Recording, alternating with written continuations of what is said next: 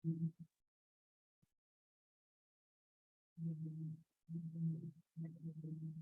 जी, बिस्मिल्लाह रहमान रहीम, सल्लल्लाहु अलैहि वसल्लम। जो हमारा आज की एंगेजमेंट है दैट इज F4। और टेक्निकली इसका जो नया नाम है, चूंकि F4 पुराना नाम है, लेकिन चूंकि अभी लोगों को ज्यादा वही पता होता है और फेमिलियर ज्यादा होता है, टेक्निकली अब इसका जो नया नाम है वो है LW। That is a short for law. LAW का शॉर्ट LW है। अच्छा नाम इसका, ये तो कोड है। LW तो कोड है, इसका नाम है कॉर्पोरेट एंड बिजनेस लॉ। तो इस चैप्टर का जो बुनियादी ऑब्जेक्टिव है सब्जेक्ट का, वो हम पहले समझना पड़ेगा। इस चैप्टर को, सब्जेक्ट को शुरू करने से पहले जो इसका पहला कोर्स ऑब्जेक्टिव है, देखिए एक बात ध्यान में रखें, इस कोर्स का ऑब्जेक्टिव या इस सब्जेक्ट का ऑब्जेक्टिव आपको लॉयर बनाना नहीं है। ये नहीं कि आप लॉयर बन जाएंगे सर। इसका मकसद है कि एज एन अकाउंटेंट आपको पता होना चाहिए कि आपके साथ लीगल इश्यूज क्या क्रिएट हो सकते हैं। मिसाल के तौर पे, आप एक अकाउंटेंट हैं, आपको एंट्री पास करना आती है कि जी सेल्स की क्या एंट्री होती है। आपने उधार पे किसी को सामान बेच दिया। अब आपको पता है, आपने जब उधार पे बेचा तो आप डेटर्स को डेबिट कर देंगे, सेल्स को क्रेडिट कर देंगे, यहाँ तक काम खत्म हो गया अकाउंट्स का। अब बंदा पैसे नहीं दे रहा, तो आपने फैसला किया कि भाई अभी पैसे नहीं दे रहा तो उसको बैड डेट्स में डाल दो। तो आपको बैड डेट की भी अकाउंटिंग ट्रीटमेंट आपको सिखा दी गई। मगर ये तो तब है ना जब आप उसको बैड डेट करने का फैसला कर लो। उससे पहले आप पैसे निकलवाने के लिए क्या लीगल ऑप्शंस इख्तियार करेंगे, ये तो आपको अकाउंटिंग नहीं सिखाएगी, वो आपको F4 सिखाएगा। क्या मैं अपनी बात समझा पाया हूं? दूसरी मिसाल, आप या तो नौकरी करेंगे या कारोबार करेंगे। नौकरी करेंगे तो आप क्या बन जाएंगे भाई? एम्प्लॉय। और अगर आप कारोबार करेंगे तो आप क्या बन जाएंगे? एम्प्लॉयर। अब एम्प्लॉय और एम्प्लॉयर के रिलेशनशिप को समझना जरूरी है। अगर आप एम्प्लॉय हैं तो आपको समझना चाहिए कि एम्प्लॉय और एम्प्लॉयर क्या चाहते हैं। और अगर आप एम्प्लॉयर बनेंगे ACC करने के बाद, तो आप एम्प्लॉय को समझ, इसके लिए आपको पढ़ना पड़ेगा एम्प्लॉयमेंट लॉ। मसलन हमारे पास टॉपिक एम्प्लॉयमेंट लॉ का भी, उसमें एक बात लिखी है भाई, यूके में 65 की एज में लोग रिटायर हो जाते हैं। पाकिस्तान में 60 साल में लोग रिटायर हो जाते हैं। इसका मतलब ये है कि जब आप किसी की नौकरी खत्म करेंगे एज एन एम्प्लॉयर, तो आपको पता होना चाहिए कि यूके में आप 65 साल से पहले किसी को रिटायर नहीं कर सकते बूढ़ा कह के। ये कह सकते हैं बंदा फिट नहीं है, काम नहीं कर सकता, वो एक अलग मसला है, वगैरह वगैरह। तो ऐसे बहुत सारे चैलेंजेस आपकी लाइफ में आएंगे। ठीक है, आप सुबह से शाम तक कॉन्ट्रैक्ट्स करेंगे, कहीं सेल कॉन्ट्रैक्ट करेंगे, कहीं परचेज कॉन्ट्रैक्ट करेंगे, कहीं रेंटल कॉन्ट्रैक्ट्स करेंगे। तो वो कॉन्ट्रैक्ट कैसे किए जाते हैं, कॉन्ट्रैक्ट के लिए पूरा हमारे पास कॉन्ट्रैक्ट लॉ है। तो एक हमारे पास एम्प्लॉयमेंट लॉ, ऐसे मैं भी नाम बताऊंगा। समझाने का मकसद क्या है? समझाने का मकसद ये है कि इस सब्जेक्ट का ऑब्जेक्टिव आपको लॉयर बनाना नहीं है, बल्कि ऑब्जेक्टिव ये है कि as an accountant you need to know the legal perspective. किसी भी अकाउंटिंग स्टेटमेंट का, किसी भी अकाउंटिंग ट्रांजैक्शन का, किसी भी अकाउंटिंग के मैटर का, अकाउंटिंग मैटर तो आपको, अकाउंटिंग पर्सपेक्टिव तो आपको पता चल गया है, उसके लीगल पर्सपेक्टिव को समझ लिया हमने चौक। और ऑब्वियसली दूसरा हमारा इस कोर्स का ऑब्जेक्टिव है कि आप एक अच्छा स्कोर करके अपने एग्जामिनेशन को पास आउट करें। ये सेकेंडरी ऑब्जेक्टिव है, लेकिन प्राइमरी तो नॉलेज ही है, सेकेंडरी हमारे पास ये कोर्स। अच्छा, वापस आते हैं हम बेसिक पे अपने। मैंने आपको नाम बताया था, कोड इसका LW है नाम इसका कॉर्पोरेट एंड बिजनेस लॉ है। और एक चीज हमें समझनी पड़ेगी, वो कहलाती है मेरे भाई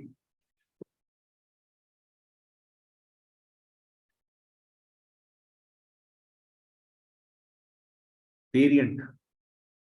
ACCA में जितने भी पेपर्स लॉ से रिलेटेड है, जैसे F4, F6, ATX और एक आध और है, वहां वेरिएंट्स होते हैं। वेरिएंट क्या होता है मैं समझाता हूँ। वेरिएंट ये होता है जैसे एक शैम्पू है, एक प्रोडक्ट है, लेकिन सबके हेयर टाइप अलग अलग होती है। किसी के जो है ना बाल ऑयली होते हैं, किसी के ड्राई होते हैं, किसी के कर्ली होते हैं, किसी के स्ट्रेट होते हैं। तो शैम्पू बनाने वाले क्या करते हैं, मुख्तलिफ शैम्पू वेरिएंट्स निकालते हैं। देखा है सनसिल्क का आपने, पिंक कलर का भी होता है, ग्रीन भी होता है, ब्लैक भी होता है। एंड जिनके डेंड्रफ होती है उनके लिए ब्लू कलर का होता है, वो एंटी डेंड्रफ। किसी के बाल कमजोर होते हैं, कमजोर बालों के हिसाब से होता है। तो इसी तरह लॉ के पेपर के भी मुख्तलिफ वेरिएंट्स होते हैं। हम जो वेरिएंट इस चैप्टर यानी कि सब्जेक्ट में हमने जो ऑप्ट करना है या जो हम करेंगे उसका नाम है ENG, इंग्लिश वेरिएंट। ठीक है जी। ये क्यों मैं बता रहा हूँ आपको, ये मैं इसलिए बता रहा हूँ आपको कि जब आप बुक खरीदने जाएंगे तो बुक खरीदते हुए आपने ये बात दुकानदार से कहनी है कि भाई साहब मुझे जो है बुक LWENG वेरिएंट। वैसे तो खैर हमारे पाकिस्तान में ना यही वाली बुक ज्यादा अवेलेबल है, फिर भी आप एहतियातन बुक पे देख लीजिएगा ENG लिखा हुआ है। एग्जाम किट के वक्त भी आपने ये देखना है। अच्छा, चूंकि पेपर तो आप PSA में ही बुक कराएंगे, उनको पता होता है, फिर भी एहतियातन स्लिप पे उस पर आप देख लीजिएगा कि पेपर बुक जब आप करेंगे तो उस पर भी ENG लिखा हुआ हो, LW ब्रैकेट में ENG। अगर आप इंटरनेट से जो है वो सिलेबस डाउनलोड करते हैं, सिलेबस में आपने ENG का ही करना है। ठीक है। और कहाँ पे काम आएगा मेरे भाई है, जब आप हाफ मॉक देंगे,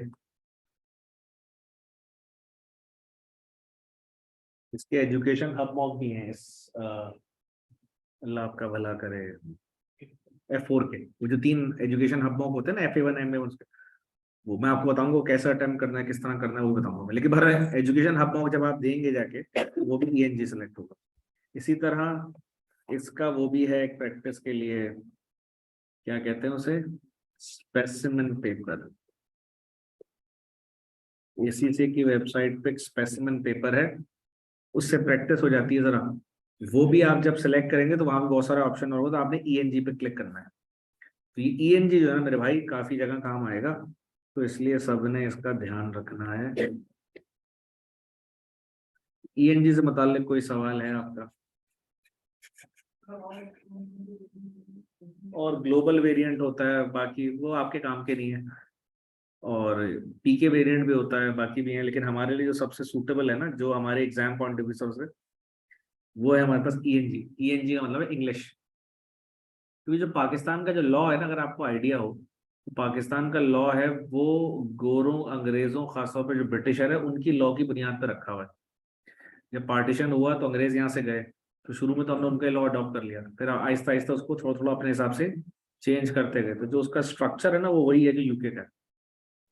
तो इसका फायदा ये है कि आपको पाकिस्तानी लॉ समझने में बाद में आसानी होगी अगर ये वाला लॉ पढ़ेंगे। समझ आ रही है बात? ये हो गई कहानी कोड के हवाले से। कोर्स ऑब्जेक्टिव भी हो गया, पढ़ लिया हमने। अब आ जाए जरा कोर्स आउटलाइन के हवाले से, कि इस कोर्स के अंदर यानी कि सब्जेक्ट के अंदर क्या क्या है। इस सब्जेक्ट में सबसे पहले हमारा जो टॉपिक हम, अच्छा तो खाली अभी हम आज के चूंकि ओवरव्यू क्लास है, तो आज मैं आपको एक बर्ड आई व्यू दे दूं कि भाई इस सब्जेक्ट में है क्या क्या। ठीक है ना। सो एक चैप्टर हमारा है इंग्लिश लीगल सिस्टम, और इसको ELS भी कहते हैं। ELS का मतलब है इंग्लिश लीगल सिस्टम। इसमें हम क्या पढ़ेंगे? इसमें हम पढ़ेंगे,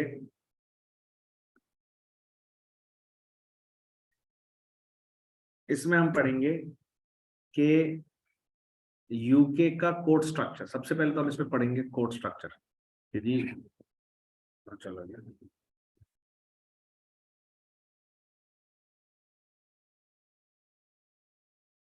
जैसे पाकिस्तान में है ना, पहले सबसे पहले सिटी कोर्ट होती है, फिर हाई कोर्ट होती है, फिर सुप्रीम कोर्ट होती है। UK में थोड़ा सा अलग है, वहां पे पहले काउंटी कोर्ट है, फिर हाई कोर्ट है, फिर कोर्ट ऑफ अपील है, फिर वहां पे सुप्रीम कोर्ट है। तो कोर्ट स्ट्रक्चर पढ़ेंगे। और क्या पढ़ेंगे सर? इसमें पढ़ेंगे जज, जजेस की टाइप। सर्किट जज होता है, डिस्ट्रिक्ट जज होता है, ठीक है, हाई कोर्ट जज होता है, ठीक है। तो ये हम लॉ लॉर्ड्स होते हैं, ठीक है। मुख्तलिफ जजेस की टाइप्स हैं, कौन सी जज कौन सी अदालत में होता है। कोर्ट का मतलब क्या होता है, सिविल कोर्ट्स क्या होते हैं, वो क्या होता है, फिर लंबी कहानी है। अभी तो मैं सिर्फ ओवरव्यू दे रहा हूँ।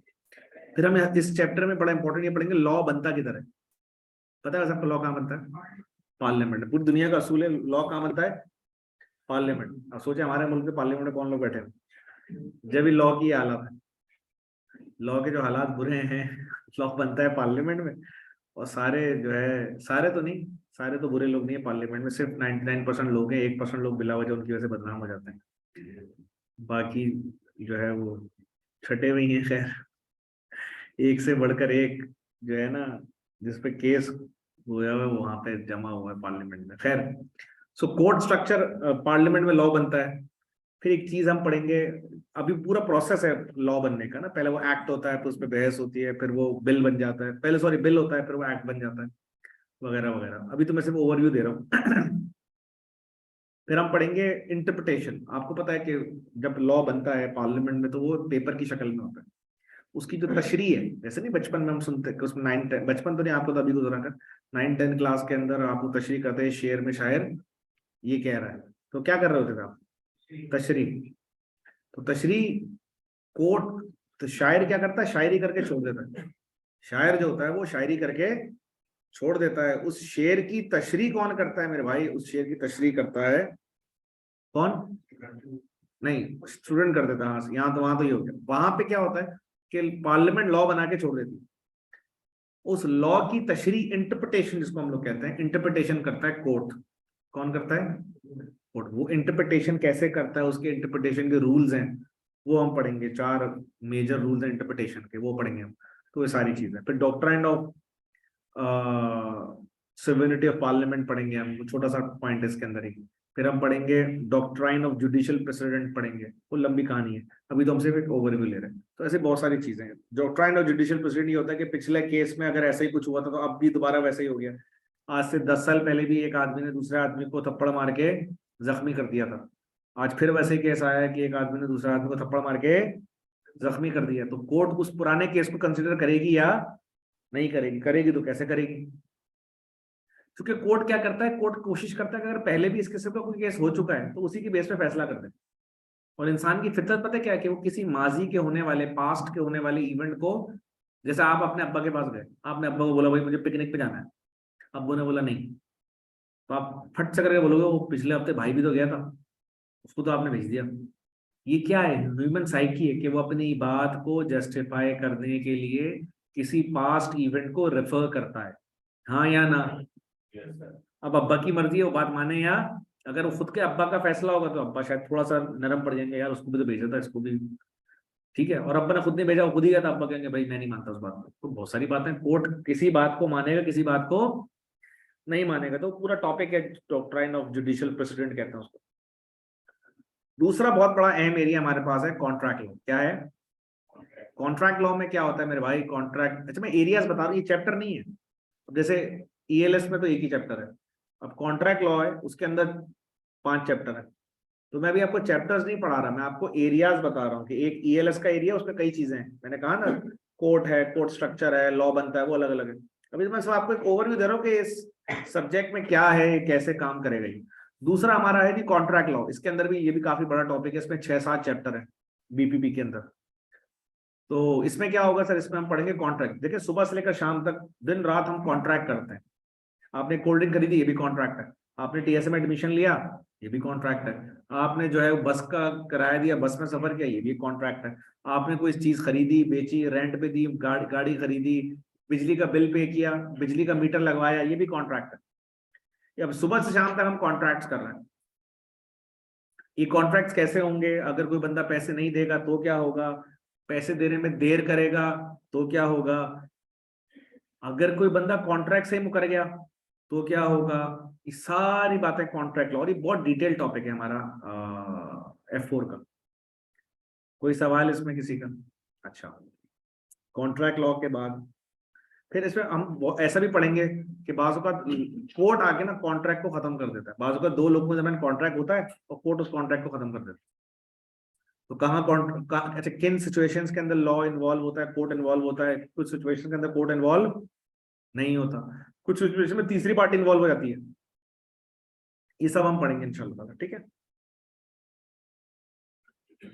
तीसरा हमारे पास एरिया है लॉ ऑफ टॉर्ट। अच्छा, इसको समझने से पहले एक बात समझिए।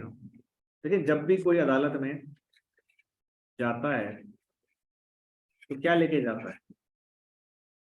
डिस्प्यूट ही लेके जाता है ना बंदा अदालत में। खुशी खुशी तो हो जाता है, जज साहब आपको पता है ये भाई साहब बड़े अच्छे हैं, इन्होंने, मैंने इनको गाड़ी बेची, इन्होंने पैसे मुझे दे दिए टाइम पे। तो जज क्या, भाई इधर क्यों आया, मैं क्या करूं?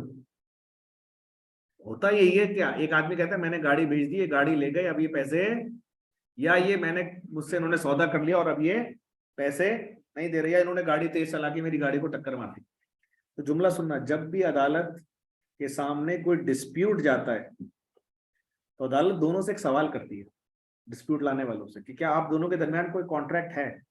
अगर वो कहते हैं कि हमारे दरमियान कॉन्ट्रैक्ट है, तो अदालत उनका लॉ ऑफ कॉन्ट्रैक्ट लॉ के तहत उनका डिसीजन लेती है। मसलन किराएदार और मालिक मकान झगड़ा लेके जाते हैं, तो क्या किराएदार और मालिक मकान के दरमियान कोई कॉन्ट्रैक्ट है ना, टेनेंसी का कॉन्ट्रैक्ट है ना सर, किराएदारी का कॉन्ट्रैक्ट। तो लॉ कहता है जब दो ऐसे लोग झगड़ा लाएं जिनके दरमियान पहले से कॉन्ट्रैक्ट हो, तो वो किसके जरिए हैंडल होता है, कॉन्ट्रैक्ट लॉ। लेकिन अगर कोई ऐसे लोग लेके जाएं अदालत में जिनके दरमियान कोई कॉन्ट्रैक्ट ना हो, मसलन एक आदमी ने दूसरे आदमी की गाड़ी को टक्कर मार दी, अब दोनों अदालत पहुंच गए। अब जज पूछेगा, हाँ भाई पहले से ही दूसरे को जानते हो, नहीं नहीं जज साहब पहली दफा शक्ल देखी है और आज के बाद देखना भी नहीं चाहता, बस आप मेरी लाइट के पैसे दिलवा दे मुझे। इसका मतलब तुम्हारा आपस में कोई ताल्लुक नहीं, नहीं जैसा बिल्कुल कोई ताल्लुक नहीं है। यहाँ पे फिर इस झगड़े को निपटाने के लिए इस्तेमाल होता है लॉ ऑफ टॉर्ट।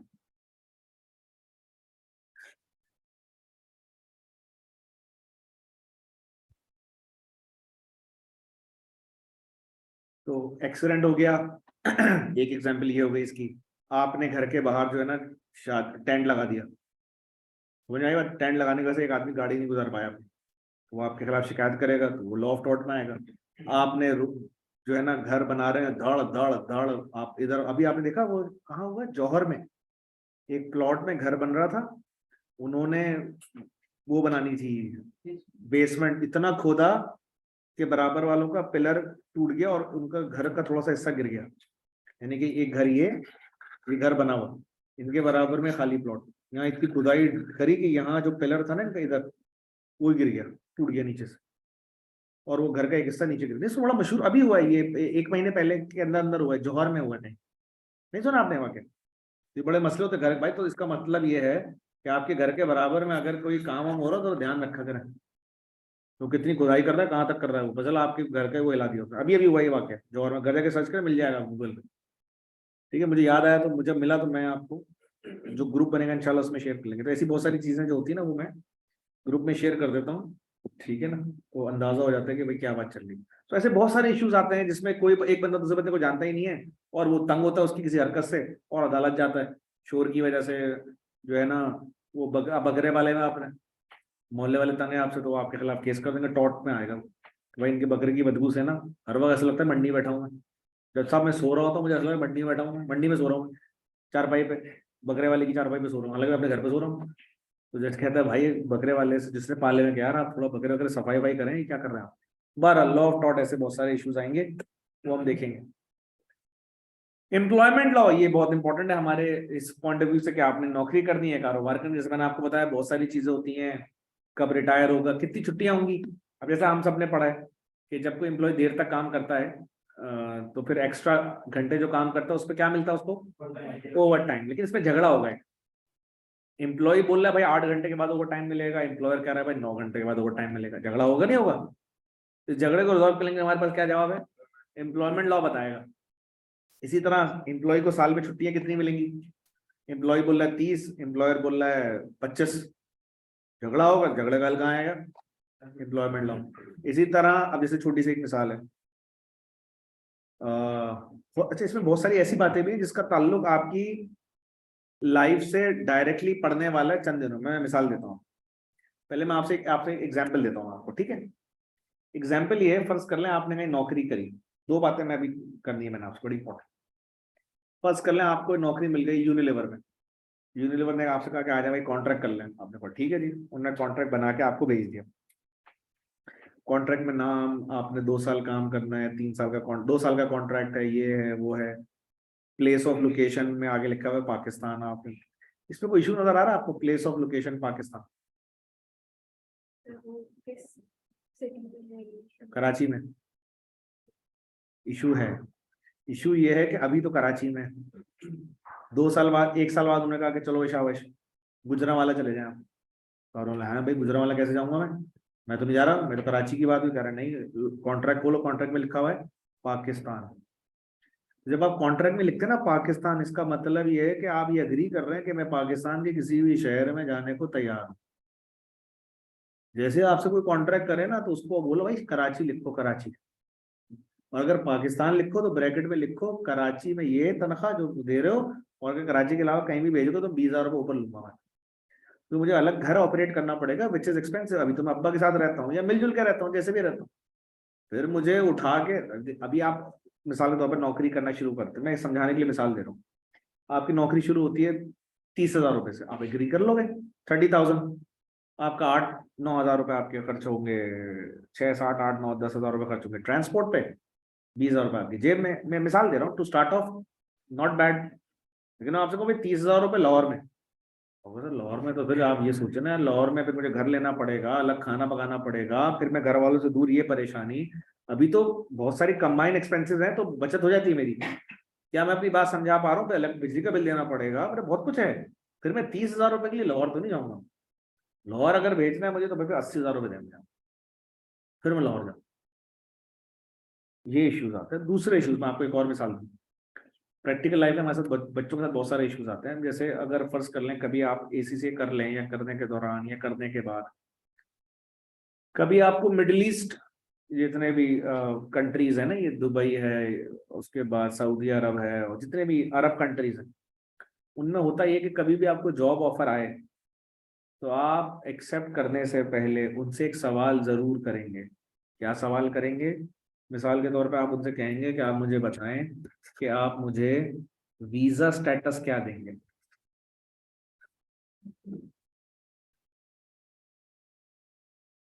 सर ये वीजा स्टेटस क्या होता है? वीजा स्टेटस ये होता है कि देखें, जब आपको पता है ना दुबई में जब आप नौकरी करने जाएंगे तो वो आपको वीजा भेजेगा, तो वीजे के पैसे कौन देता है? एम्प्लॉयर।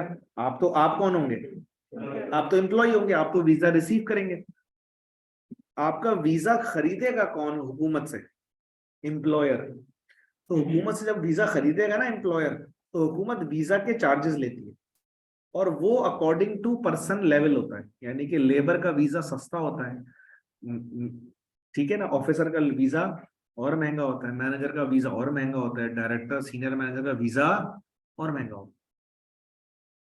अब करते क्या है वो, क्या आपको बुला लेते हैं एज एन अकाउंटेंट, वीजा आपको दे देते हैं लेबर का। अच्छा शुरू में, अच्छा डिपार्टमेंट का नाम होता है लेबर। लेबर लॉ सुना होगा आपने, labour, labour law, labour ministry of labour. आप समझे क्या? लेबर का मतलब होता है काम करने वाला, वो लेबर मजदूर वाला लेबर में। अब आप वहां चले गए।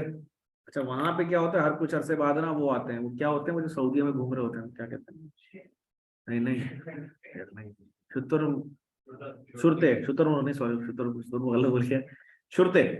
अब आप शुरते आपके पास आए, आपसे बोला और हबीबी हाउ आर यू, आपने कहा फाइन, कहाँ से? मैं पाकिस्तान। ओ माशाल्लाह Pakistan, card show, show us your card. आपने कार्ड दिखाया, वो तो लेबर। मैंने बोला क्या क्या? आपने बोला एसीसी है। बोला एसीसी लेबर। फिर वो आपको वहां से डिपोर्ट कर देंगे। आपकी कंपनी जहां पे आप काम करते हैं उन पर जुर्माना, आपको खामोशी इज्जत से प्यार मोहब्बत से वापस भेज देंगे। आप जो दिरहम कमाने आए थे वो धर्म भरम हो गए सारे। रियाल सोचा था आपने वो कंगाल हो गए, तो भाई ये तो बड़ा मामला खराब हो गया। तो आपके जो इस्तिखारे आ रहे हुए थे, खाला की बेटी, पुप्पी की बेटी, वो भी सब मना कर दिया कि नहीं भाई, अब आप, अभी हमारा प्लान नहीं है। तो रियाल थे, अभी आपको वापस वापस रुपी पे आ गए। ठीक है ना? तो अब आप सोचें फिर ये सब हो गया क्यों हुआ भाई? क्योंकि आपने वीजा स्टेटस, वो एक मैंने वो पढ़ा था लतीफा, वो एक क्या नाम था, हाँ शेर जो था ना, वो बड़ा परेशान था पाकिस्तान में। खैर वो किसी ने बताया कि भाई तुम्हें हम दुबई लेके जा रहे हैं, तो दुबई चला गया। शेर बड़ा खुश कि चलो यार हालात सही होंगे, यहाँ तो हालात ही खराब है। पहले दिन वो बड़ा खूबसूरत से ना थाल में खाना वाना आया शेर के लिए, उसने पैकेट खोला तो अंदर केले। शेर की हट गई, यार मैं गोश्त खाता हूँ, ये वेजिटेरियन। उसने कहा शायद ये बड़े जू में ऐसे ही होता हो, पहले वो आता हो, क्या कहते हैं उसे, स्टार्टर। तो मेन कोर्स आएगा, अभी स्टार्टर खाते हैं। उसने खा लिया, थोड़ा बहुत खा लिया, खैर ना चाहते हुए। अब आए मेन कोर्स, वो मेन कोर्स तो आया नहीं, वो मेन कोर्स ही था। तो उसने कहा शायद शुरू में ऐसे करते हैं, ये जैसे वेलकम ड्रिंक होती है तो शायद वेलकम फ्रूट होता है यहाँ पे। अगले दिन आएगा सही। अगले दिन फिर उसने पैकेट खोला तो फिर वो केले उसकी हट गई। उसने कहा यार इधर आओ, ये तुमने पागल समझा मुझे क्या? शेर हूं मैं, शेर। उस बोले चुप करके बैठा, हम तुम्हें बंदर के वीजे पे लेके आए हैं। तो ऐसा ना हो कि आप अपने आप को क्या समझें, शेर, और कोई आपको बंदर के वीजे पे ले जाए, तो उसका तो ध्यान रखने की जरूरत है। बहरहाल होगा ना, जुर्माना उर्माना होगा, वो देख लेंगे आपका, तो देखें उस पर तो जुर्माना होगा, वो जुर्माना भर देगा। आप तो वापस आ गए ना मेरे भाई, आपको तो फुप्पी की सफिया ने मना कर दिया ना। अब आप उसको लाख समझाएं कि देखो वो उन पर जुर्माना हो गया, उन पे हुआ ना जुर्माना, तुम्हारा क्या हुआ, तुम तो वापस पाकिस्तान आ गए भाई। तो ये मसला, और बार बार करेंगे तो जाहिर उनके लिए प्रॉब्लम होगी। लेकिन वो ऐसे ही जैसे चालान हो गया आपका, वो भर दिया चालान, आइंदा एहतियात करेंगे, लेकिन जिसका नुकसान होता वो तो हो गया ना। तो वीजा स्टेटस जरूर पूछे, असल में काम की बात ये थी यहाँ पे समझाने वाली, कि जब कभी आप यूएई जाएं तो उनसे ऐसी बातों बातों में ईमेल के अंदर पूछ लें कि आप मुझे वीजा स्टेटस क्या देंगे, तो उससे आपको लगेगा स्कैम तो नहीं है कहीं। ठीक है। एजेंसी लॉ, देखें अब, अभी हमने थोड़ी देर पहले पढ़ा कॉन्ट्रैक्ट लॉ, पढ़ा कॉन्ट्रैक्ट लॉ में क्या पढ़ा हमने कि दो लोगों के दरमियान होने वाला कॉन्ट्रैक्ट, दो लोगों के दरमियान होने वाला कॉन्ट्रैक्ट। लेकिन बाज कॉन्ट्रैक्ट, जैसे अभी टीएसए में एडमिशन लिया आपने, ले लिया, गए आप अम्माद के पास, जाके आपने एडमिशन ले लिया, लेकिन अगर आपको किसी ऑस्ट्रेलिया की यूनिवर्सिटी में एडमिशन लेना हो तो आप क्या करते हैं? एक समझाने के लिए है, किसी एजुकेशन कंसल्टेंट के पास जाते हैं, क्योंकि ना आपको ऑस्ट्रेलिया का पता, ना वहाँ की यूनिवर्सिटीज का पता, वो क्या बात करते हैं, क्या मांगते हैं, क्या फीस है, आपको कुछ नहीं पता। आप उस डायरेक्ट यूनिवर्सिटी से राब्ता नहीं कर सकते, तो आपके और यूनिवर्सिटी के दरमियान बीच में एक एजेंट आ जाएगा, एजुकेशनल कंसल्टेंट। तो जब दो लोग डायरेक्ट करते हैं ना कॉन्ट्रैक्ट, तो हम इस्तेमाल करते हैं कॉन्ट्रैक्ट लॉ। और जब दो लोग डायरेक्ट नहीं करते बल्कि किसी एजेंट के जरिए, तो हम इस्तेमाल करते हैं कॉन्ट्रैक्ट लॉ के साथ साथ आप खुद ही जाके घर खरीद लें, तो कॉन्ट्रैक्ट लॉ चाहिए आपको। आप स्टेट एजेंसी वाले के जरिए घर खरीदे तो क्या इन्वॉल्व हो जाएगा? Agency law. कॉन्ट्रैक्ट लॉ तो होगा ही, कॉन्ट्रैक्ट लॉ के अंदर एक शामिल हो जाएगा एडिशनल पार्ट, इसका क्या नाम है? अब भाई मिसाल के तौर पे आपने देखा वो पानी नहीं आ रहा घर में, आप बड़ा गुस्सा है, अब पता नहीं एजेंट ने झूठ बोला कि पानी आ रहे नहीं आ रहे, पता नहीं मालिक मकान ने झूठ बोला, तो बहरहाल इसमें अब जैसे टोयोटा जापान है, तो क्या टोयोटा जापान पूरी दुनिया के लोगों को गाड़ी बेच सकता है? नहीं बेच सकता। खुद कैसे बेचेगा सर? जापान की लैंग्वेज अलग, कल्चर अलग, टाइमिंग अलग। तो उन्होंने क्या किया, पूरी दुनिया में आप देखें हर जगह जगह आप देखा लिखा होता है ऑथराइज डीलर, कभी देखा आपने लिखा होता है? ऑथराइज डीलर का मतलब क्या है? जब मैंने बाहर लिख के लगाया ना ऑथराइज डीलर, इसका मतलब है टोयोटा जापान ने मुझे अपना एजेंट मुकर्रर करके यहाँ बिठाया है, मैं जो कहूंगा वो टोयोटा जापान की बातें होंगी। तो फिर यहाँ पे कौन शामिल हो गया? खरीदने वाला बेचने वाले के दरमियान एक और बंदा आ गया, एजेंसी, एजेंट। तो फिर एजेंसी लॉ की जरूरत है, क्योंकि लीगल इश्यूज आएंगे ना। कोई सवाल इसमें किसी का? हाँ ना, तो जब भी तो लॉ लाएंगे। मिसाल के तौर पे आप गए इधर शारा फैसल पे, उसने लिखा है बाहर होंडा ऑथराइज डीलर, आपने नाम पढ़ा, मिसाल उसका नाम है एबीसी, आप नोट कर लें, होंडा की वेबसाइट पे जाएं, वहां जाके देखें उस पर आ रहा है कि नहीं आ रहा है एबीसी, पता चला। अभी आपको पता है, मैं बताता हूँ, शहर का नाम भूल गया मैं, पंजाब का कोई शहर था, गुजरांवाला इस टाइप का, मुझे भी नाम सर्च करके मिल जाएगा। एक बंदा झूठा मूठा एजेंट खुला, करोड़ों रुपए लेके शॉर्ट। क्या बोला भाई, मैं बता रहा हूँ, मिसाल के तौर पे गाड़ी है 35 लाख रुपए, कितने की मिसाल है, कितने की? उसने बोला भाई ऑफर आई है 33 लाख रुपए में, अभी बुक करा लो। लोगों ने लालच में 33 लाख रुपए दिए, वो पूरे गए। तो ऑथोराइज डीलर नहीं था वो ऑथोराइज डीलर नहीं था, तो फंस गए फिर। तो भाई अगर कहीं लिखा हुआ है, क्या नाम है वो जूते वाली कंपनी सॉफ्ट करके, क्या नाम है, एरोसॉफ्ट, तो भाई आप एरोसॉफ्ट जाके वेबसाइट पे देख लें एरोसॉफ्ट के ऑथराइज डीलर है या नहीं है, वो लिखा हुआ आ रहा होगा हैदरी के ऊपर, मकान वो शॉप नंबर दिस अगर है तो उसका नाम ऑथराइज डीलर है। जी जी, उसको ऐसे मालूम करें कि उनकी, आप डायरेक्ट इतना तो देखें कर सकते हैं, यूनिवर्सिटी से डायरेक्ट रब्ता करें कि भाई आपका पाकिस्तान में रिप्रेजेंटेटिव कौन है। ये मत बोले कि ये है या नहीं, ये ना बोले, उनको बोले भाई पाकिस्तान में कराची में आपका रिप्रेजेंटेटिव कौन कौन है, तो वो जवाब देंगे, तो अगर ये वाला आ जाए उसका मतलब है, नहीं है तो उसका मतलब गड़बड़ है कुछ। अच्छा देखिए, इसमें इसमें गेम है। सबसे पहले आप गए ऑस्ट्रेलिया, यहाँ मैं एग्जाम्पल बना देता हूँ, पूरा केस बना देता हूँ। यहाँ पे नॉर्थ नाजाबाद में बंदे ने खोला हुआ है, ठीक है ना, ए कंसल्टेंट के नाम से, ABC कंसल्टेंट। आप उसके पास गए, उसने बताया जी ऑस्ट्रेलिया में यूनिवर्सिटी है, यूनिवर्सिटी ऑफ हांगकॉन्ग, उसकी मैं चले आया। आपने बोला ठीक है, एक सेकंड। सबसे पहले तो आप यूनिवर्सिटी को वेरीफाई करें, HEC, वहां का जो HEC है ऑस्ट्रेलिया का, वहां जाके देखें कि वोंगोंग यूनिवर्सिटी करके वो है भी या नहीं, ऐसी बनाई हुई है। पहले तो चेक हो गया, ये यूनिवर्सिटी चेक हो गई। जब यूनिवर्सिटी चेक हो जाए तो फिर वहां की HEC के पास जो वेबसाइट होगी ऑस्ट्रेलिया की, उसके अंदर यूनिवर्सिटी ऑफ हांगकॉन्ग का ऑफिशियल ईमेल होगा। वो जाके चेक करें कि जो हांगकॉन्ग करके यूनिवर्सिटी बनी है उसका ईमेल, जैसे ACC का है ना, info@accglobal.com, अभी ACC का ऑफिशियल ईमेल है। इससे जो बात आपके पास आएगी उसका मतलब वो किसने की है, ACCA ने करी। तो आपने वो ईमेल वेरीफाई किया, फिर यूनिवर्सिटी से पूछा कि आपका पाकिस्तान में और स्पेशली कराची में आपको ऑथराइज कौन है, तो उसने बताया नॉर्थ नाजाबाद में ABC एजुकेशन कंसल्टेंट, ये हमारे ऑथराइज वो हैं। तो फिर आप ऐसे करें। और भी बहुत सारी चीजें बनाऊं कभी मौका तो ऐसे, मतलब तो इस अब मसला है कि बहुत सारे जो फ्रॉड होते हैं, कोई होता कुछ है, पीछे निकलता कुछ है, एजेंसी लॉ पे इसलिए बहुत इन्वॉल्व करना पड़ गया, बकायदा लॉ बनाना पड़ गया एजेंसी लॉ, जो कि कॉन्ट्रैक्ट लॉ के सपोर्ट में इस्तेमाल होता है। नेक्स्ट हमारे पास है जी पार्टनरशिप लॉ। आपको पता है there are 3 forms of business, sole proprietor, partnership और लिमिटेड कंपनी। अगर आप पार्टनरशिप बनाएंगे तो फिर पार्टनरशिप्स के मसले होंगे, प्रॉफिट कैसे बटेगा, पार्टनर मर जाए तो क्या होगा। अब पार्टनरशिप की 3 टाइप्स है हमारे पास। तो पार्टनरशिप लॉ में हम सबसे पहले तो पढ़ेंगे, अगर आपसे कोई पूछे ना एक मिसाल के तौर पर, भाई पार्टनर के मर जाने से क्या होगा, तो आप उससे अगला सवाल करेंगे, भाई कौन सा type of partnership. There are 3 types of partnership, ordinary partnership, limited partnership, limited liability partnership, और तीनों में जवाब अलग अलग है। अगर ऑर्डिनरी पार्टनरशिप में मर जाए तो जवाब अलग है पार्टनर, और लिमिटेड पार्टनरशिप में पार्टनर मर जाए तो उसका जवाब, और LLP में पार्टनरशिप में कोई पार्टनर मर जाए तो उसका जवाब। जैसे ऑर्डिनरी पार्टनरशिप में अगर पार्टनर मर जाए तो पार्टनरशिप खत्म, और LLP में अगर पार्टनरशिप मर जाए तो पार्टनरशिप खत्म नहीं होती, चलती रहती, किसी के आने जाने से फर्क नहीं पड़ता। अभी एक सवाल एक ही, जवाब 3 है, क्यों, अकॉर्डिंग टू टाइप ऑफ। फिर ये तीनों टाइप ऑफ पार्टनरशिप क्या होती हैं, कैसे बनती हैं, कैसे चलती हैं और कैसे खत्म होती हैं, ये हम पूरा इसमें इंशाल्लाह पढ़ेंगे। पार्टनर्स के दरमियान झगड़ा हो जाए तो क्या होगा, अगर कोई पार्टनर पार्टनरशिप बंद करना चाहे तो उसके पास कौन कौन से ऑप्शन है। फिर बाज़ औक़ात पार्टनर खुद नहीं बंद कर सकता, वो कोर्ट चला जाता है कि जज साहब ये मुझे बंद करने नहीं दे रहे, तो जज फिर फैसला करता है पार्टनरशिप को बंद हो। तो कोर्ट के ऑर्डर पे पार्टनरशिप बंद किन किन सिनेरियोज में होती है, हम वो पढ़ेंगे। तो ये पूरा एक पार्टनरशिप लॉ के हवाले से हमारे पास इंशाल्लाह पढ़ेंगे। 7th एरिया, एरिया चैप्टर्स की बात नहीं कर रहा, जैसे चैप्टर तो बहुत सारे हैं।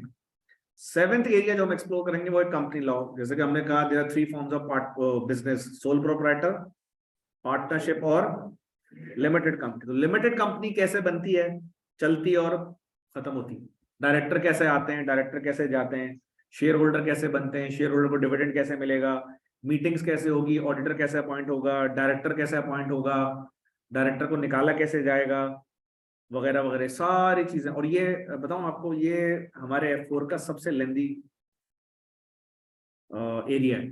इसमें तकरीबन 6 या 7 चैप्टर हैं, और सारे 6 या 7 चैप्टर के मिला के नोट्स ही 60 पेज के। नोट्स ही बता रहा हूँ, खाली नोट्स तो कम होते हैं ना, बुक सोचे कितनी बड़ी, 6 या 7 चैप्टर है। ये बहुत डिटेल्ड एरिया है कंपनी लॉ हमारे पास। और चूंकि देखिए दुनिया में जितनी बड़ी बड़ी ऑर्गेनाइजेशन सब लिमिटेड कंपनी, तो लिमिटेड कंपनी को कैपिटल कैसे होगा, प्राइवेट और पब्लिक का फर्क, आपने छोटा सा फर्क पढ़ा है FBT में, कि जो अपने क्लोज फ्रेंड्स एंड फैमिली को इशू करें शेयर, उसको क्या कहते हैं, प्राइवेट लिमिटेड। जो हर खास आम को बेचें तो वो पब्लिक। उसकी और भी डिटेल्स है, जैसे पब्लिक लिमिटेड कंपनी का मिनिमम शेयर कैपिटल होता है 50,000 pound. A public limited company cannot run under 50,000 pounds, इससे कम चलने नहीं देंगे लोग। प्राइवेट लिमिटेड कंपनी का कोई मिनिमम कैपिटल रिक्वायरमेंट नहीं है। फिर हम एक एरिया पढ़ेंगे, फ्रॉडुलेंट एंड क्रिमिनल ऑफेंसेस। ये फ्रॉड का एरिया है। हमने FBT में टॉपिक पढ़ा था ना, ऑडिट चैप्टर पढ़ा था, उसके साथ ही पढ़ा था फ्रॉड। तो फ्रॉड के बिजनेस इश्यूज क्या थे वहां पढ़े थे, जुमला सुने गौर से, फ्रॉड के बिजनेस इश्यूज कहां पढ़े थे, FBT। फ्रॉड की वजह से जो लीगल इश्यूज होंगे वो यहां पढ़े।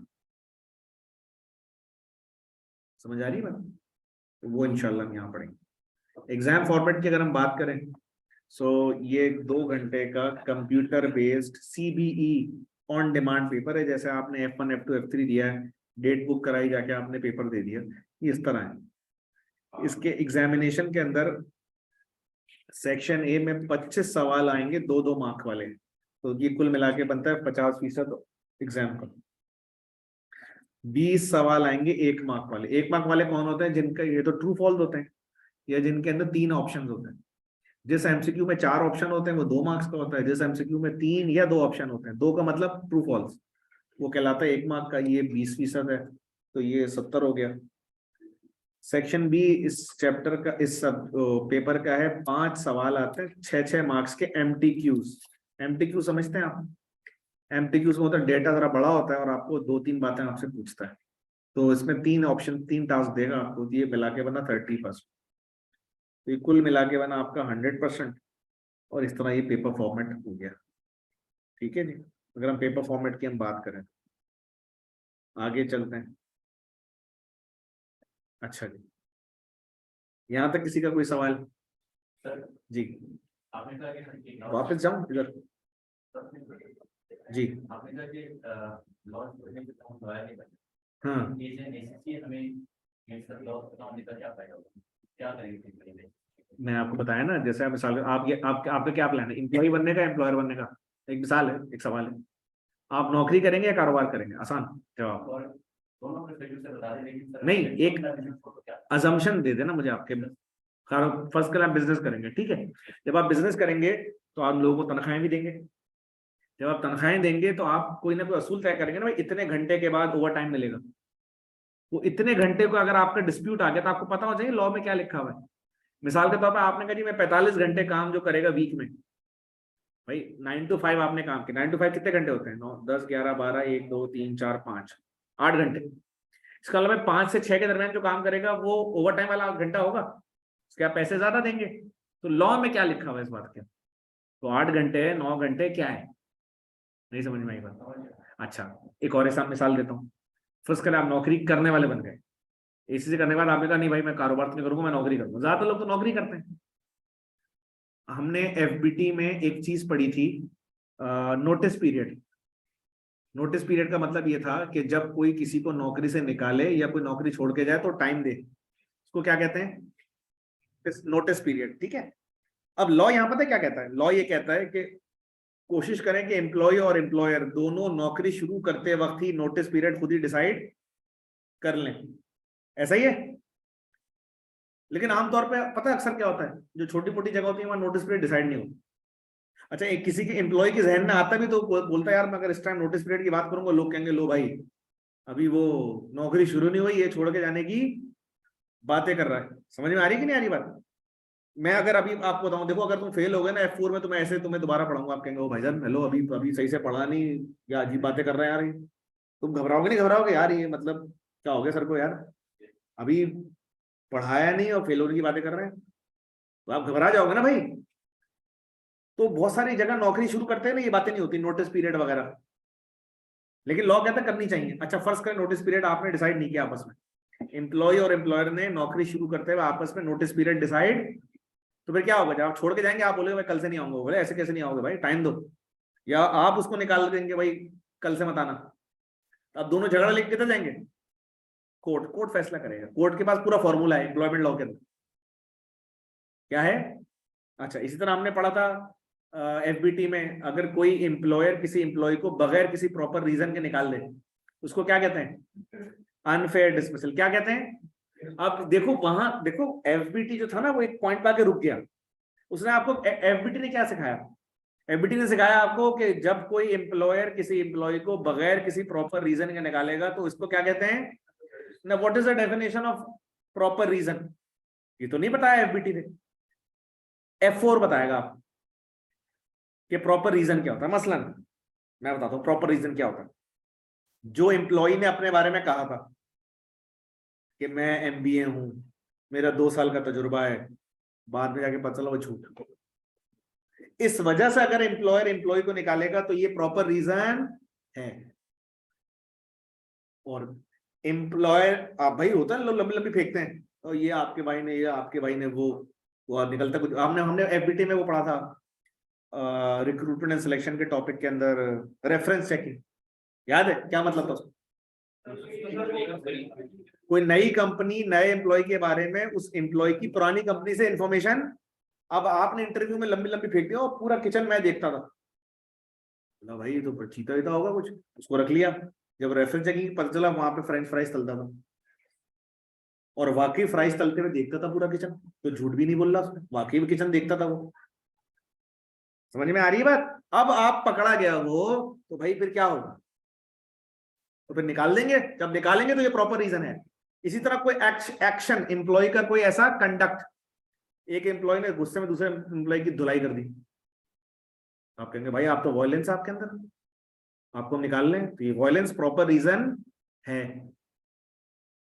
आप काम करने से इनकार कर दें, मैं नहीं कर रहा काम, ये भी प्रॉपर रीजन है। अच्छा, लेकिन इसको इम्प्रॉपर रीजन से पढ़ाऊंगा मैं। इम्प्रॉपर रीजन क्या है? कि वो किसी के साथ आपने, मिसाल के तौर पे अब दो बातें मिक्स हो रही है एग्जाम्पल में, ठीक है ना। यूके लॉ में लिखा हुआ है कि हर एम्प्लॉय को ये हक हासिल है कि वो पूरे वीक में एक छुट्टी मिले उसको। अब एम्प्लॉयर की मर्जी है कि वो मंडे की दे, संडे की दे, थर्सडे की दे, फ्राइडे की दे, सैटरडे। जैसे हम ही समझते हैं ना, इतवार की छुट्टी सबका हक है, लॉ में ऐसा नहीं है। लॉ ये नहीं कहता कि एम्प्लॉय का हक है इतवार की छुट्टी, लॉ कहता है एम्प्लॉय का हक है वीक में एक छुट्टी। अब कुछ कारोबार होते ही ज्यादा संडे वाले दिन है, मिसाल के तौर पे खाने पीने का बिजनेस, तो चलता ही ज्यादा संडे को। आप बोलो मुझे संडे को छुट्टी चाहिए, तो भाई एम्प्लॉयर मना कर देगा, कहेगा कभी कभी दे दूंगा, लेकिन हर संडे छुट्टी नहीं दूंगा, मैं हर मंडे छुट्टी दूंगा या ट्यूसडे छुट्टी दूंगा, वो उनकी मर्जी है। तो कहने का मकसद ये है कि आपने एक नई जगह ज्वाइन किया, ऑर्गेनाइजेशन नई नई, आपने एक दिन काम किया, 2 दिन काम किया, फिर आपने ऐसे एम्प्लॉय से पूछा एक दूसरे से, यार ये छुट्टी किस दिन होती है? छुट्टी छुट्टी तो नहीं होती है। कह रहे यार वीकली छुट्टी होती होगी ना, वीकली छुट्टी तो नहीं होती। आप मैनेजर के पास गए, सर वो छुट्टी नहीं है। बोला नहीं नहीं भाई, छुट्टी छुट्टी तो कोई नहीं है, सर तो हर वीक तो होनी चाहिए ना। अब आपको आपका राइट पता है, लॉ पढ़ा है आपने, भाई एक वीक में एक छुट्टी तो होती है, तो मैंने छुट्टी छुट्टी काम करो जाके सब। अब आप गए, बड़बड़ा रहे हैं, आप काम करते हुए बड़बड़ा रहे हैं, चाय पीते हुए बड़बड़ा रहे हैं, लंच करते हुए बड़बड़ा, 1 से 2, 2 से 3, 3 से 5। एम्प्लॉयर को लगा भाई ये तो लीडर है, सियासी टाइप का आदमी है, तो बंदे जमा कर रहा है, उसने आपको ही निकाल दिया। अब ये एक इम्प्रॉपर रीजन है निकाले जाने का, समझ में आई? इसी तरह एम्प्लॉयर की जिम्मेदारी कि वो एम्प्लॉय को सेफ वर्क प्रैक्टिस दे, जहां गंदगी ना हो, सफाई हो, वगैरह वगैरह। अब आप ऑफिस गए, आपने कहा ये मट्टी वट्टी, आपने बॉस को बोला ये तो गंदा सा है, ये तो साफ वाफ करवाएं इसको, तो उसने साफ करवा दिया। फिर आपने गिलास पे तरस के, गंदे से गिलास है यार, उन्होंने बोला बर्गर बच्चा रख लिया हमने, तो आप थोड़ी देर बाद कभी कुछ बोलता है भाई ये कराओ, ये करो, ये करो, ये करो, परेशानी होगी भाई, सैनिटाइजर नहीं है यार, यहाँ तो ग्लव्स कहाँ है?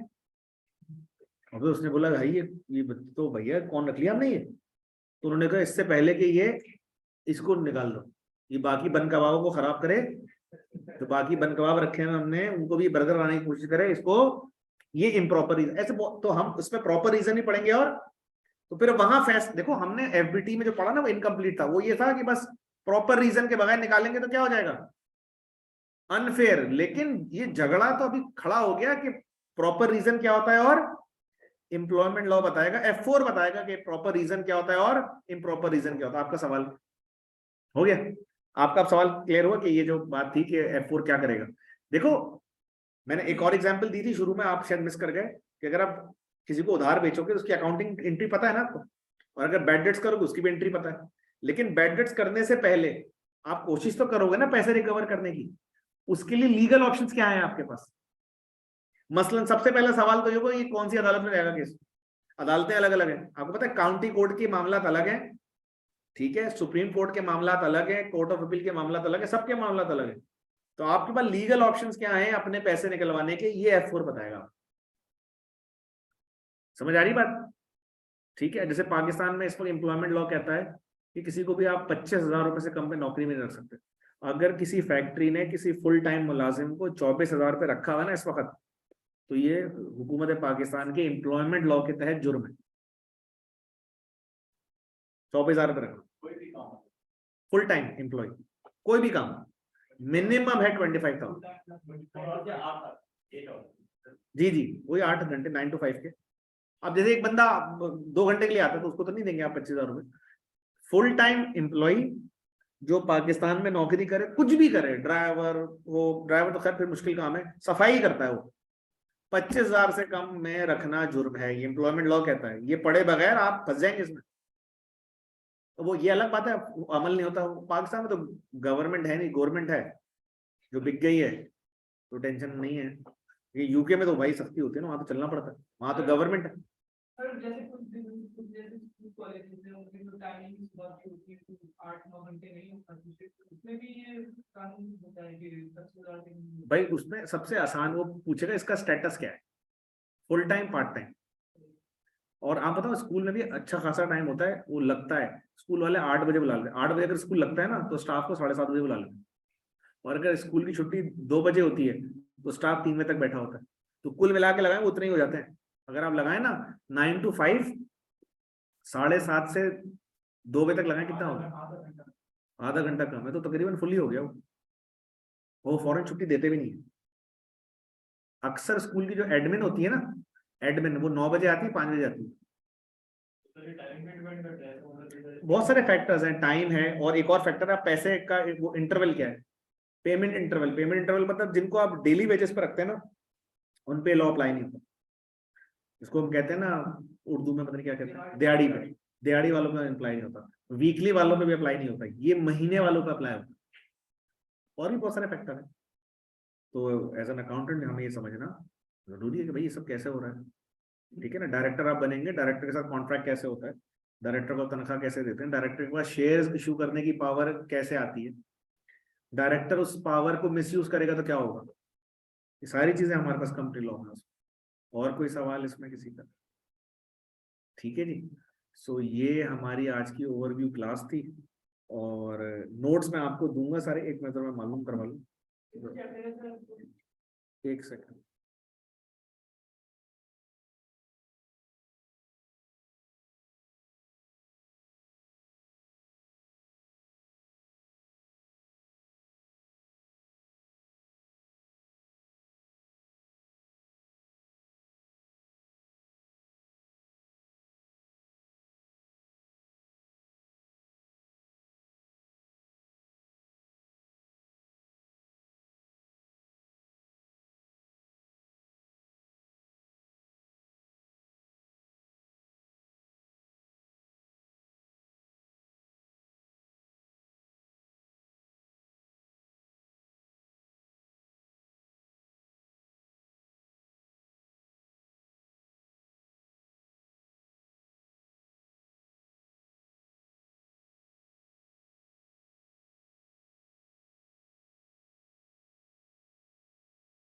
मैं जरा बुक बता दूं, मैं एक सवाल जिसके पेंडिंग थे ना, मैं वो करवा दूं।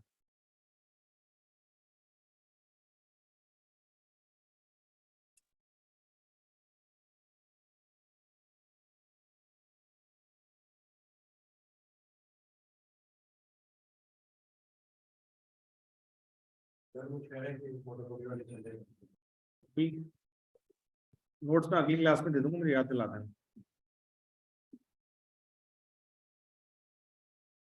मैं एक बात बता दूं, फिर मैं सवाल लेता हूँ। स्टडी टेक्स आपने बीपीपी की लेनी है, ठीक है। आजकल तो आपको पता है ना वर्क बुक आ रही है, तो वर्क बुक ही मिलेगी आपको। एग्जाम किट आपने बीपीपी प्लस कैप्लन दोनों की लेनी है। ये तो हो गया, ये वाली बात मैं लिख दूँ। अभी सवाल जो मैंने पेंडिंग करवाया था, आप क्या कहते हैं? सॉरी, टाइम ड्यूरेशन जो है ना मेरे भाई, आपका ये इंशाअल्लाह 3 महीने का होगा। 3 महीने से पहले, ये है जून अटेम्प्ट हमारी। तो जून अटेम्प्ट का मतलब जून से पहले कौन सा महीना आता है भाई मेरे? मई।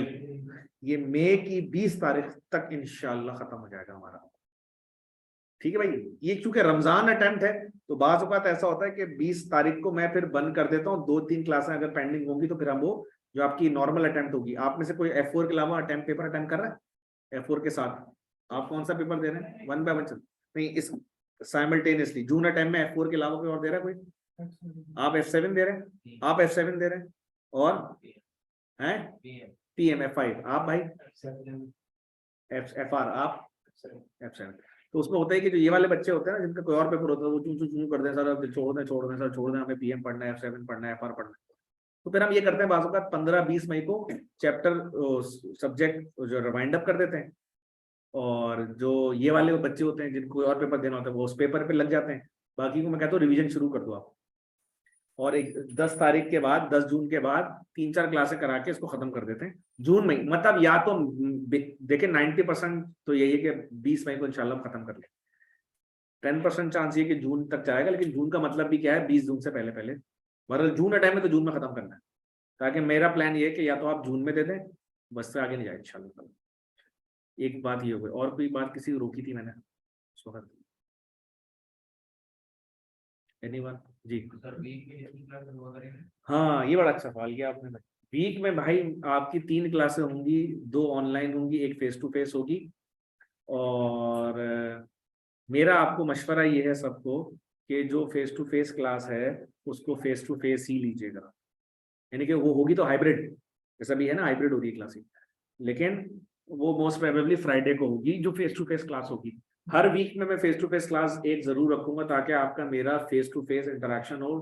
तो जो अटकी हुई बातें हैं वो आप पूछ लें, बाकी 2 क्लासें ऑनलाइन। लेकिन मेरा फिर सबको बहुत बरादराना मशवरा है, जाहिर मशवरे देता हूँ भाई, ज्यादा जबरदस्ती कर नहीं सकता, आजकल हम अब्बा जबरदस्ती नहीं कर पाता, हम क्या करेंगे। मशवरा है मेरे भाई, बहुत प्यार से बच्चे, कि जो फेस टू फेस क्लास उसमें जरूर आए। ये मत सोचें मुझे रिकॉर्डिंग मिल जाएगी, मैं रिकॉर्डिंग देख लूंगा, रिकॉर्डिंग सुन लूंगा, ऐसे ना करें। बहुत अहम बात एक ये हो गई। एक और इसमें एक और अहम बात, तो बहुत अहम है, वो ये है कि अगर कोशिश पूरी करें कि कोई क्लास ना निकले, पूरी कोशिश करें कि कोई क्लास ना निकले, लेकिन अगर निकल जाए तो प्लीज प्लीज प्लीज अगली क्लास अटेंड करने से पहले उसकी रिकॉर्डिंग देख के आए, वरना आपके समझ में नहीं आएगा कि क्या चल रहा है। क्या मैं अपनी बात समझा पा रहा हूँ? नहीं, हाइब्रिड क्या मतलब? वो सिर्फ ऑनलाइन? वो असल में कुछ बच्चे कहते हैं सर ऑनलाइन कर लें, हम रमजान में आएंगे नहीं, होते हमारे असल में बहुत हमारे पास क्वेरीज आई हुआ ही, तो हमने कहा चलो 1-2 ऑनलाइन कर लेते हैं, एक तो आओ ना यार। अब वो बोल रहे हैं एक भी नहीं, मैंने कहा यार ऐसे नहीं करो, एक ऐसा नहीं करो, टेक्नोलॉजी का फायदा उठाओ, लेकिन उसको इतना नहीं आगे जाओ। मैं तो कोशिश कहता हूँ कि भाई फेस टू फेस पढ़ो। चलो कुछ करते हैं इस पे। ऑनलाइन में मसला है आपको? अच्छा आप चाह रहे हैं, हाँ तो ये तो अच्छी बात है, चलिए मैं करता हूँ। लेकिन कोशिश यही है हमारी कि प्लान जो स्ट्रक्चर हमने अभी टाइम टेबल बनाया है, जो स्ट्रक्चर बनाया उसमें ये है कि 2 ऑनलाइन है और 1 फिजिकल है। फिजिकल मतलब हाइब्रिड, चल मैं कुछ कोशिश करता हूँ उसको 2 करने की कोशिश करता हूँ, 2 हाइब्रिड करता हूँ। और मैं क्या कह रहा था, हाँ देखो मैं फिर भूलना चाहूँ कि भाई जब अगर कोई क्लास निकल जाए तो प्लीज प्लीज प्लीज उस क्लास को वीडियो देख के, रिकॉर्डिंग देख के अगली क्लास में, वरना आपके समझ में नहीं आएगा, क्योंकि पिछली क्लास से कनेक्टिविटी नहीं है आप। ठीक है भाई, 2 बातें हो गई। और कोई सवाल किसी का?